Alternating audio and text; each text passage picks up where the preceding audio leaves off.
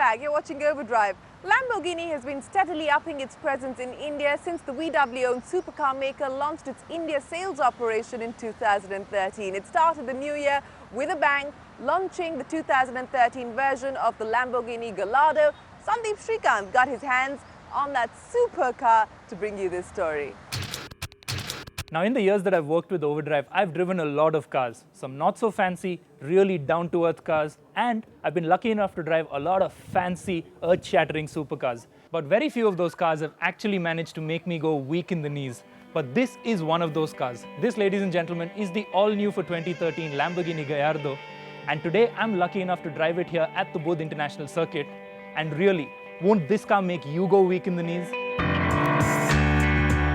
The Gallardo is one of the most iconic sports cars of our times, with over 13,000 cars having hit the road since it was first launched a decade ago. But with Lamborghini working on a much anticipated replacement expected to wow us sometime in the next few years, this new 2013 edition could well be this astonishing car's last hurrah. And what a way to go!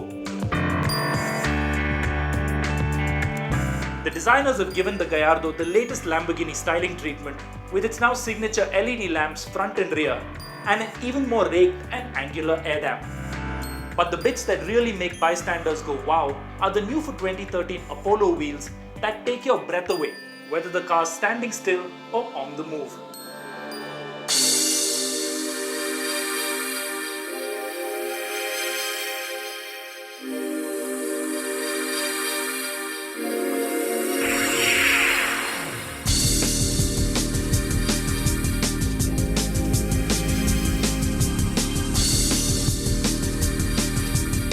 Lamborghini India had two versions of the Gallardo for us to try out at the Buddh International Circuit.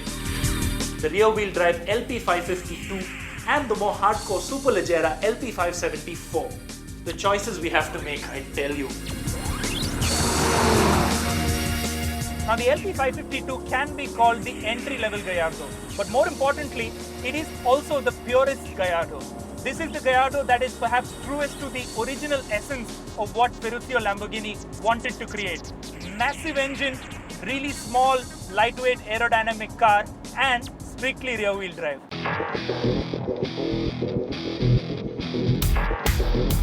The rear-wheel drive Lambo is the entry-level Gallardo, if one can ever call a car costing over 2 crores entry-level. And even though it sports the same 5.2-litre V10 Petrol Engine, its max power rating is 550 horsepower, while the torque tops out at 514 Newton meters. But here on a racetrack, with the still epic engine driving only the rear wheels, it's more than enough grunt for anyone. Fourth gear, 160. Fifth gear, 8000 RPM, 220. And now all the way up to 260 kilometers an hour before you have to brake to ensure that you're going to make it into the corner. The acceleration is lightning quick, and the gear changes. The way every gear change hits you, now that impact is absolutely visceral. And the surprising thing about the LP 552 is also the fact that despite it only being rear-wheel drive, the amount of grip that you have on offer on the racetrack right now is pretty staggering. The Buddh circuit is one of Formula One's newest venues, and even though the long back straight lets you pretend you're an F1 driver, the sharper technical sections can catch you out in an instant. But hook a sequence of corners together, step hard on the gas at the exit, pull a finely machined pedal, and you can't help but imagine that you're a driving god. You can drive it, you can push it to as far as my personal limit is, and the car is absolutely stable, absolutely in control, and it lets you pretty much do what you want. And it's only when you really drive like a moron that you could probably get into some kind of trouble. But the fact is also, when you're driving something that's this gorgeous, that's this fast, and sounds this amazing, the tendency to try and act like a moron, well, that happens pretty often. So now we're just cooling our brakes, heading back in after a series of hot laps, and it's time to jump over to the really special Gallardo.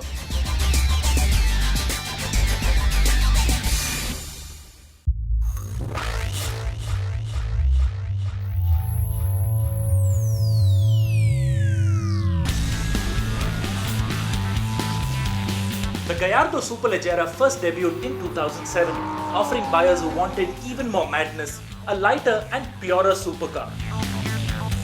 Only 172 first edition Superleggeras were built, and so when the Gallardo was refreshed in 2008, it was only a matter of time till the new Superleggera arrived in 2010. Now, all of Lamborghini Superleggera cars obviously have a little bit more horsepower.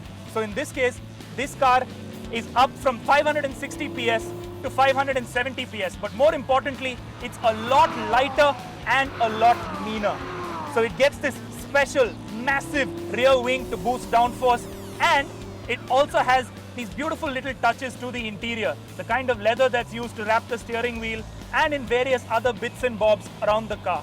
But more importantly for me today, this car also has Lamborghini's four-wheel drive system on, and I'm jumping into the Superleggera immediately after driving the LP 552. So that'll give me a good idea of just what the four-wheel drive system brings to the table. The current Superleggera is more than 70 kilos lighter than the stock Gallardo, thanks to extensive use of carbon fiber. The V10 engine produces even more power, 570 horsepower, and revs to 8,000 RPM. And the gut-wrenching acceleration, as all that power hits tarmac through the four-wheel drive system, really does plaster your spine to the back of the stiffer and well-bolstered sports seats. Even though I wasn't really attempting to drive at 1010s, the increase in grip and precision instantly produced better corner speeds. But the biggest surprise was the braking. Stepping up as I was from the 552, the Superleggera allowed me to brake harder and later into corners before blasting out again and lining up for the next sequence. Automotive nirvana indeed. Wow, a drive like that usually leaves one speechless, and especially so when you're driving something that's quite as epic as a Gallardo. Believe me, until you drive a Lamborghini fast on a racetrack, you will not get what I'm talking about. The sensory overload is almost complete and total.